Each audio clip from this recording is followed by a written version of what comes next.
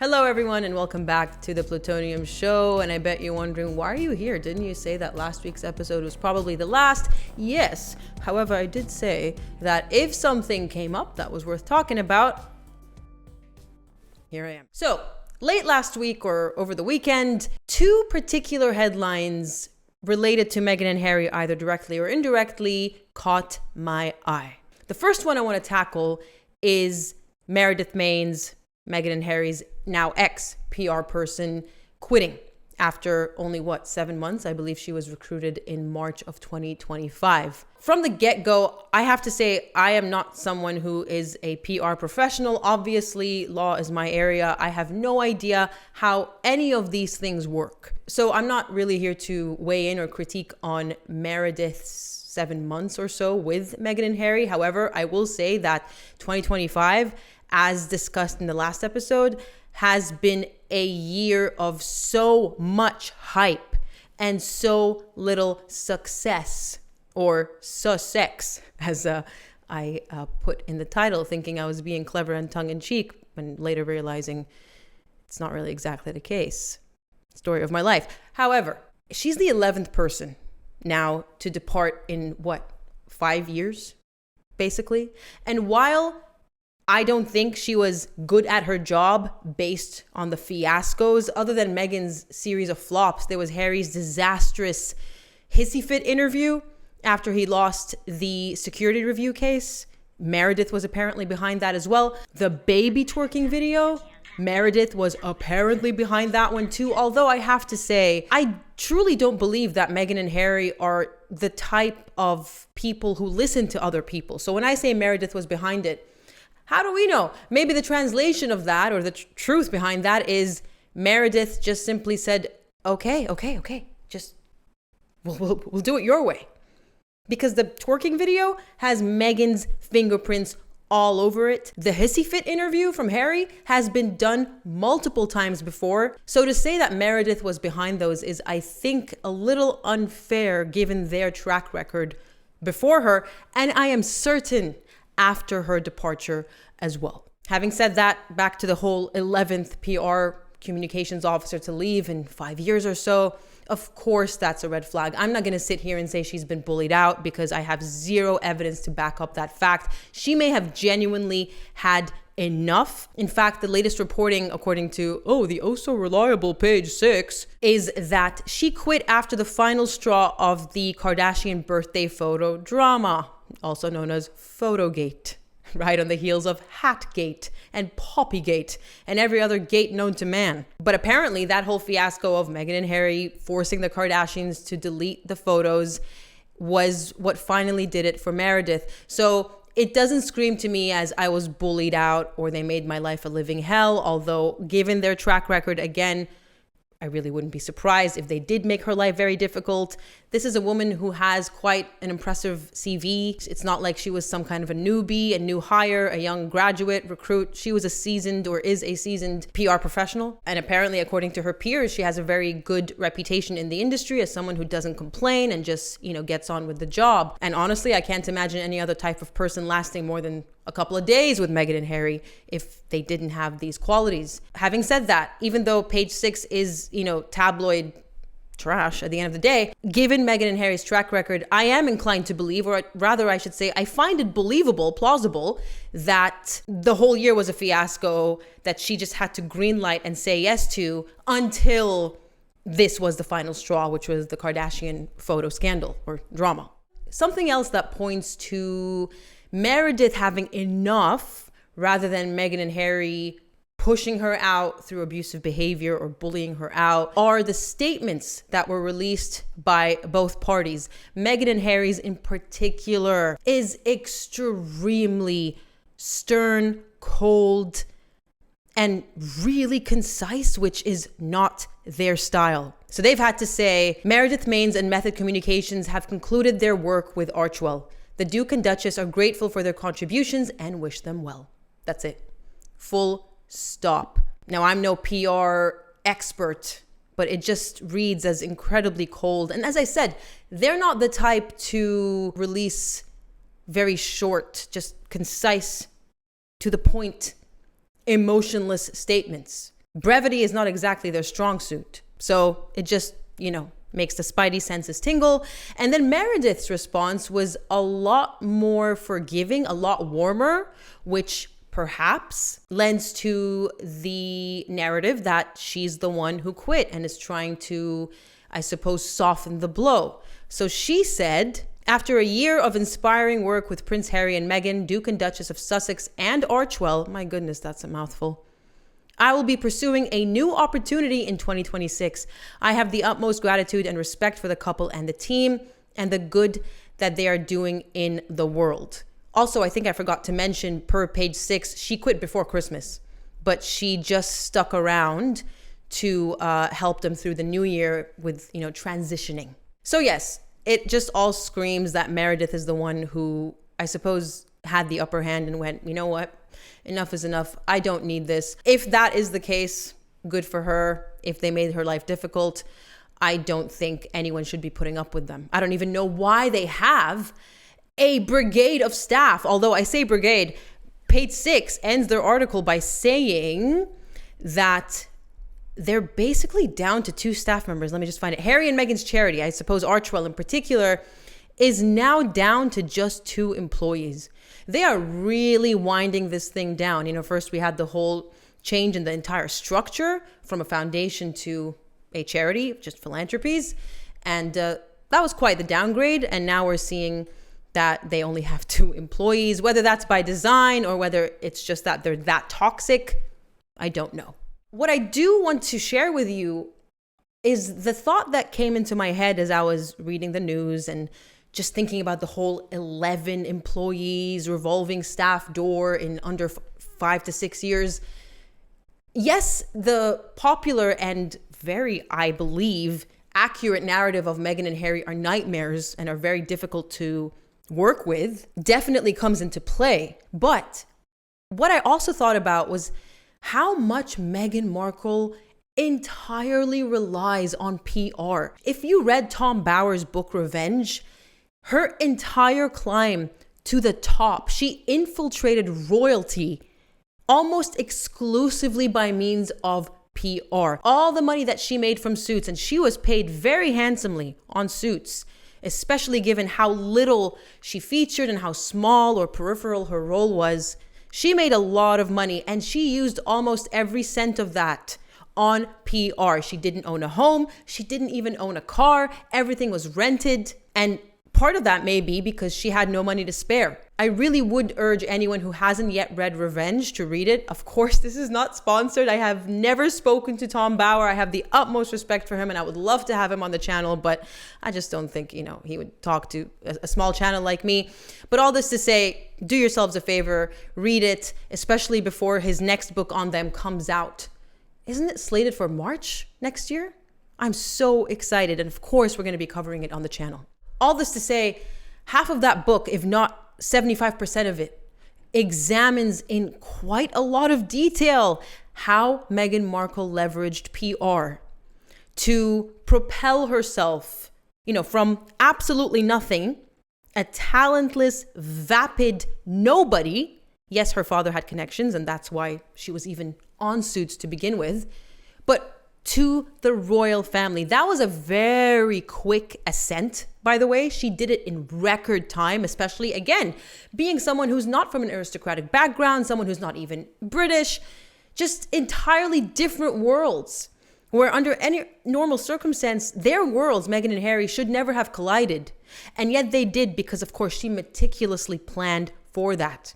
But it's not just Harry. Everything she's ever done, every opportunity, every interview, every guest appearance as a judge, as a fashion commentator, as a food judge, Reitmans, all of that was through the hard work of her many PR teams. Because even back then she would change, not as much as now, granted, but she did change a couple of times because she just use and dump them. We all know what she did to Gina Nelthorpe Cowan. Is that how you say her name? I always mix up her last name.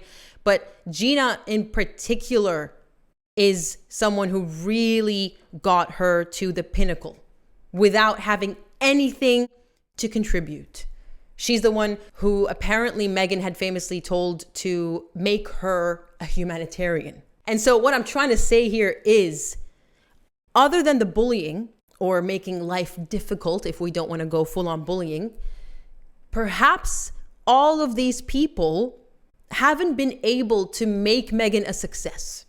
Somehow when she was a nobody, PR was enough to get her to wherever it was she wanted to get to, which was royalty, eventually. But now, as with anyone else like her, with nothing to offer the world, once you get to the pinnacle, where else is there to go if you have nothing going for you? That's the irony of all this. If she had just stayed as a duchess and done her job and her duty and just put her head down, she would have had a very comfortable, satisfying life. A life that only 1% of the 1% could even dream of having. And yet she thought she could just keep going, just use my old tactics. I've used PR before. PR got me here. PR could probably get me to, beyond. And now we know, of course, almost 6 years later, post-Megxit, they have pretty much hit rock bottom every single year, 100 times over. So rather than keep going up, they've only been falling further down. And nothing, not a single PR company or chief executive, not even WME, could save or salvage Meghan in particular, but also Harry at this point. And so I do wonder whether her dissatisfaction with what they've been able to do for her is also what leads to this, revolving staff door. Maybe she is basically getting rid of them, changing them, hoping that the next one is going to be it. The next one is going to open the doors for her. What doors, I don't know, because every single door has been opened for her, actually. Undeservedly so, ever since she married Harry, and dare I say before marrying Harry as well. She would never have scored that Wild About Harry cover had she not been Prince Harry's girlfriend. And we know the story behind that too, thanks to Tom Bauer. She was livid that the title had to do with Prince Harry and that they couldn't verify her humanitarian claims. And so the article was just about her relationship with Prince Harry. I mean, the editor at Vanity Fair said, well, what did you expect? That's literally all we're interested in. When she had her PR people scream, not scream maybe, but, chastise Vanity Fair, they responded and said, what are you crazy? We're not going to talk. Who is she? She's Prince Harry's girlfriend. Full stop. So yeah, I just think that it's really plausible that it's a mixture of both. They're very difficult to work for, but also Meghan is incredibly difficult to please because they can't help her. She's beyond help at this point. All PR could do for her was get her in the right places. But once you're in the right place, you then have to prove your worth. It's kind of like how if you're a YouTuber and some really big channel shouts you out and you get an influx of subscribers, for instance. But then if you actually have nothing going for you, if you were just a one-hit wonder or you did something really negative but attention grabbing that brought all that attention, you won't grow any further. You won't go anywhere else beyond that because it's not your merit that got you there. And that's been Meghan Markle's entire life. She never got anywhere based on merit. It's always been through, by riding on the coattails of a man, whether it's her father, whether it's her first husband, whether it's the slew of boyfriends she had, whether it's the older men that she befriended, like Fitzpatrick, the Irish American hotelier. And of course, whether it's Prince Harry telling Bob Iger, pitching him, begging him to give her a role. Notice how she didn't get any other offering from Disney because her documentary, The Elephant Show, just flopped, just like everything else. But the problem with Meghan, as we always circle back to, and I hate that term because it's one of those, it makes it into memes, circle back. Let's circle back to that, like corpo memes. But we always come back to the fact that a narcissist never accepts that they're the problem. And so the problem will therefore never be fixed. Meghan will forever have a revolving door of PR professionals, no matter how good they are. She has had the best in the industry. Sunshine Sachs, I think they were working for her when she met Harry. And of course, WME now, incredibly exclusive agencies with really high profile clients. who are doing amazing things, whether it's in entertainment or whatnot. And yet Meghan is only flopping more severely than ever before. Meghan and Harry will never accept that they are the common denominator in all of this, and that PR can only take you so far. I've been harping on about Meghan. Don't forget, Prince Harry also had a really stellar image, a public image, before he married Meghan and the truth came out about who he really is. Because he's really nasty. Only a nasty person would allow their wife to do this to their family and also her family consistently for no reason and make money out of it. He's just as bad as she is. Don't get me wrong. It's just that she's the puppeteer. She's the master puppeteer, and he's just a willing accomplice. But people loved him before the truth came out. Why? Because the palace had, and still has, of course, a stellar PR team, the best of the best. And so they presented him, they curated his public image in the best possible light.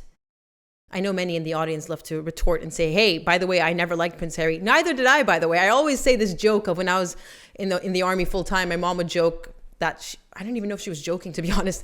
She was hoping maybe that I would bump into Prince Harry on deployment, even though he's significantly older than I am, by the way. But, when did that stop young women, I suppose, and older men? But all this to say, even my mom was hoping maybe of, with some kind of a royal match. And I always would say, ew, no way, yuck. So not all of us bought into the hype, but many did. Let's at least face the facts here. Many people liked Harry, just like many people liked Meghan. And had she just let the palace PR do their magic, dare I say, people would possibly still like her today. But alas, a narcissist never listens. And so the curse of the narcissist continues. 6 months ago, in mid-June, I believe, news first broke out, and I reported, I'm not a reporter, and I talked about how Tyler Perry, the godfather of the Sussex children, or is it just Lilibet's godfather, one of them, was being sued for sexual assault and battery by one particular actor called Derek Dixon. Now, as I said, we've already talked about this 6 months ago. I'm not going to rehash the details. I will say that the case is still ongoing. It's a civil lawsuit. It's not a criminal one. And the latest update is, well, first of all, Derek has since given a television interview reiterating his allegations and going into more detail. And since then, back in October, Tyler Perry claimed in a legal filing of his that Derek Dixon is basically sick, he needs help, and he's merely exploiting his previous friendship with Tyler to get money out of him. And in case you're wondering how much Derek is asking for, it's a cool $260 million. Now, it's important for me to clarify that these are simply allegations at this point. We really don't have much proof from Derek other than text messages that I did point out back in June, and I think I flashed them up on the screen as well. Some of them, or at least the ones I remember flashing up, were quite innocuous, but that's not to take away from Derek's story. That's all we've seen. There are always two sides, et cetera, et cetera. But the allegations do go far beyond text messages to physical inappropriate touching, if we're going to keep the video YouTube friendly. I am going to go into a bit of detail for the Patreon audience because things don't get demonetized on Patreon. So if you're interested in hearing about those details, then I guess you can check out this episode on Patreon. But in general, the allegations are pretty bad. They're pretty serious. And if true, I would say, one would hope, that Tyler Perry's career in Hollywood would be over. Given what I've been hearing about people saying Harvey Weinstein needs to come back and Hollywood's never been the same without him, I don't really think that people in Hollywood are wired the same way as the rest of us. I think their fame and their power alters the chemistry of their brain. I don't know. It just dehumanizes people is what I've seen. I'm just generalizing here. I'm not saying everyone wants Harvey Weinstein back, but that's been the talk around town. So all of this started in 2019, I believe, or 2021. And by 2024, Derek had had enough and basically decided to leave his role in The Oval, which is a show that was produced by Tyler Perry, in September of last year. And he also had been working on a pilot called Losing It, which Tyler Perry owns the rights to. And so Derek was never able to go ahead with any of this. And so he's basically claiming that the amount of $260 million in damages is to make up for the fact that firstly, he lost his job, his income, and the loss of his show, the pilot that isn't going to go anywhere because Tyler Perry owns the rights to it. He says he's also doing this to deter Tyler Perry. He says, how do you stop a billionaire who won't stop themselves from doing this? He ended his interview by saying he wants to save other actors from being subjected to this behavior. Now, it's interesting he said that because on Boxing Day of this year, it was reported by The Hollywood Reporter, amongst other publications, that Tyler Perry has now been sued again by a new accuser, an actor called Mario Rodriguez. And he is seeking at least $77 million from Tyler and Lionsgate. Of course, Tyler Perry has denied these allegations. And in case I haven't made it clear with the first accuser, Derek, he has denied those allegations as well. And much in the same way as Derek, assuming it's all true, this is how Tyler operates. He sees people who aren't, famous. They're not actually working actors. They're aspiring actors. With Mario, he met him at a gym where he goes, hey, I can make you a star. How about you audition for this role? I think you'd be perfect for it. They get the role. And then lo and behold, according to them, Tyler starts making the moves, basically saying, you owe me. I own you now. I made you who you are. If you don't go along with what I want, then you are going to lose everything, which is in fact what Derek Dixon is alleging now. So some pretty serious allegations. Now, look, just to make things clear, these people are pursuing civil lawsuits. These are not criminal prosecutions. The general public tends to think that people who go straight for civil are just after the money. Yes, there are many people who unfortunately are financially inclined, let's say, and are making allegations up. Whether these men went to the police or not is unclear to me. They were both adults when this happened to them, but that doesn't mean that you don't have a case, of course. The statute of limitations will apply. Maybe they've run out of time for criminal prosecution. Maybe they went to the police and the police said, hey, we're just not going to pursue this, which happens every day. Believe me, take this from lawyer me. Every day there are people who are genuine victims of sexual assault and the police do not pursue the matter further, especially if the victim is male, which of course these two men are. This is an unfortunate reality because of limited resources and social stigma. Men are not seen as vulnerable. Men are not seen as people who can be victims of such behavior, which is of course a lie, a falsehood. Men are humans just as women are, and they are vulnerable just as women are, not just to women, but vulnerable to other men as well. So I do want to say, please consider all these things before automatically assuming someone is lying or just interested in money. I wouldn't normally be talking about Tyler Perry on my channel because he's not exactly someone who is in my orbit, other than the fact that he is the godfather of Meghan Markle's daughter, Lilibet. A lot of people online are saying, oh my God, how is Meghan, not basically revoking his godfather status? Can you even do that? I'm sure you can. I don't know much about this. I'm not a godmother and I'm not a mother at all. But basically people are chastising Meghan for not doing anything about it and not speaking up. Look, there are allegations at this point. If Meghan doesn't know the truth, I wouldn't expect her to make a public statement about this. If he's found liable, I'm not going to say guilty because that's, it's not a criminal case. But if he's found liable, that's a different story, of course. And one would expect some kind of, not a public statement, but even just, hey, you're no longer, I want nothing to do with you. The question is, if that happens, if Tyler Perry is found liable, will Meghan Markle even do that then? Will she cut him off then? I think to save her reputation, to save face, if that's what it takes, yes.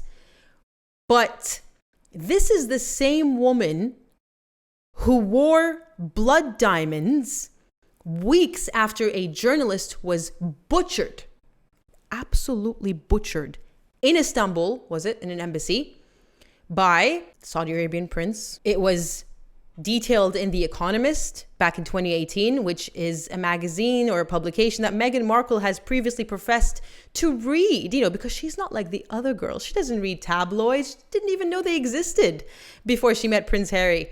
It was just The Economist. Oh, and Elle. Remember when she conned Elle into funding her trip to Malta because she was exploring her ancestry when it turns out she doesn't have a drop of Maltese blood in her. But all this to say, Meghan Markle was very much aware of the butchering of journalist Jamal Khashoggi, and yet she decided against all advice. We covered this in a video I made almost 2 years ago now, early 2024, where called The Monster, I think, where the palace was basically enabling her through silence.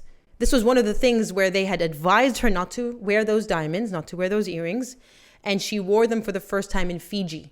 I believe it was Fiji for a state dinner. She didn't do that through ignorance, I promise you. Valentine Lowe exposed that story in his book, Courtiers, which is where I get my information from. She knew very well the optics. She knew very well the source of these diamonds. And her staff, let's say she didn't know because she doesn't really read The Economist, her staff told her, almost begged her not to do it. And she ignored them. And in typical Meghan Markle style, a few weeks later, for then Prince Charles's birthday in 2018, in November, she wore them and flaunted them yet again, despite backlash in the media. This is a woman who does not care about what happens to other people as long as she benefits. Any other decent human being would not have put on these diamonds, especially so soon, so early after the fact. But then in the same vein, she'll cut off friends like Jessica Mulroney for getting into some kind of, a racial spat online with an influencer. And she'll cut off her father, who is currently, by the way, still in the hospital in the Philippines, going through rehab, awaiting his amputated leg to heal so that he can get a prosthetic limb. Still nothing from her. We all know the letter now basically said, sayonara, still want nothing to do with you. I don't care what happens to you. And she doesn't care about the optics. She really doesn't care.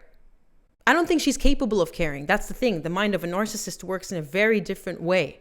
That whole empathy part, I'm not saying she's a psychopath because that's a physical absence, I think, in the brain of the empathy center, whatever it's called. But with narcissism, they also don't have it, even though they're born with it. It's just not functioning. They don't feel empathy the way we do. So I think what it really is going to come down to is not necessarily optics, but what she stands to gain or lose in a particular situation.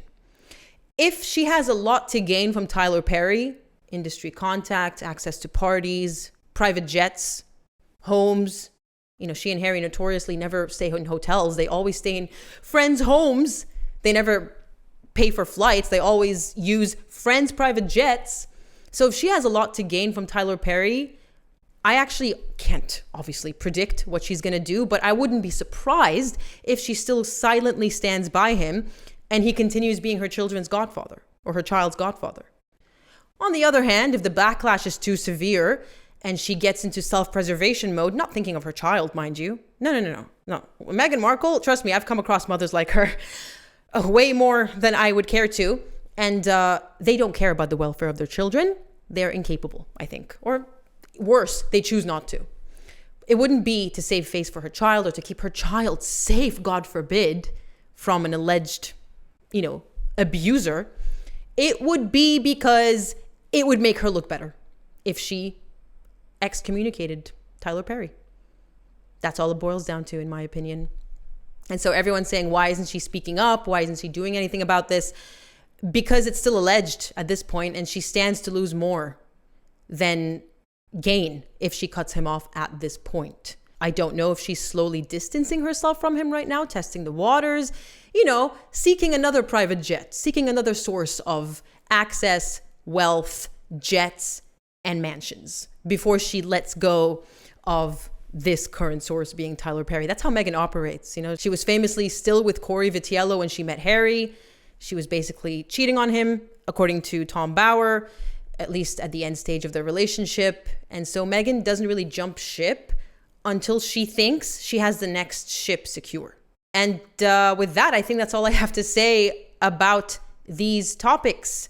Let me know what you think about the whole PR thing with Meredith Maines. Do you think she quit because she had enough? Do you think that Meghan and Harry bullied her out? Do you think both? Because ¿por qué no los dos, right? Like the famous ad goes, why not both? Of course, both can be true at the same time. The topic that interests me more, quite frankly, is Tyler Perry and Meghan's concern with optics, even though it's really ironic because she has no concern for optics or doesn't understand optics, at least not the way we do as normal, quote unquote, if anyone's actually normal people. Sane, I should say, sane people. Happy New Year, because I will very likely not be making another video until 2026. So I really hope to see you in the new year, and I hope that we all have a prosperous, but most importantly, healthy new year and life ahead of us. Stay safe, everyone. Stay healthy. Take care of yourselves. And I'll see you in the new year. Bye-bye.